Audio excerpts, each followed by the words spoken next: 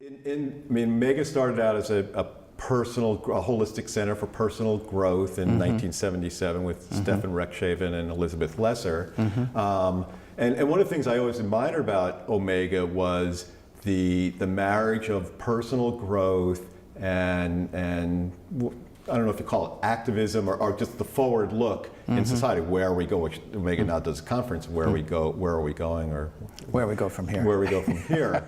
But that's always been a schism. People like there's always been the personal growth movement, and it still continues to be. And then there's been other people who are activists, all working towards this progression of society. Right. But each has looked at the other a little askew. Yeah. And I think so. I think, but as you talk about the evolution of the organization, how do we serve humanity better? How do we serve individuals better? It seems Omega is doing such a beautiful job of that. Yeah, well, a lot of it comes out of really looking at the disconnect.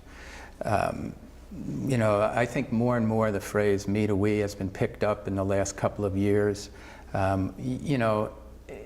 You can only work on yourself so long before what you discover is the other. And so it's in that point of discovery that the evolution of Omega is happening. Okay, so originally the gathering of the wisdom traditions and presenting those was at the very foundation of what Omega was about. And more you learn in that there's an interdependent, interconnected reality that is at the root of all those traditions. And so what happens is, as you practice, you almost automatically fall into that space of connecting. And at first it can feel like a connection to self, a discovery of a place to feel who you are and feel an expansiveness in yourself. But what happens after that in practice is that that self becomes, it's almost like a unity condition that is everyone else. And so you start start feeling a personal responsibility to be in relationship. And so with an organization, it's much the same. Organizations go through a maturity process, and it's very similar to what happens to human beings.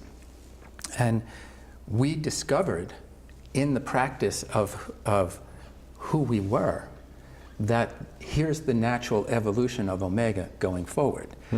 And with the help of many, many faculty and a very devoted staff, we have worked in defining and trying to find our niche in that. What is our best to do? What do we have to offer that's the highest and best in the condition as it exists? And that's constantly evolving because the condition is always changing. Right. So you have to be dynamic in that relationship that develops. Yeah.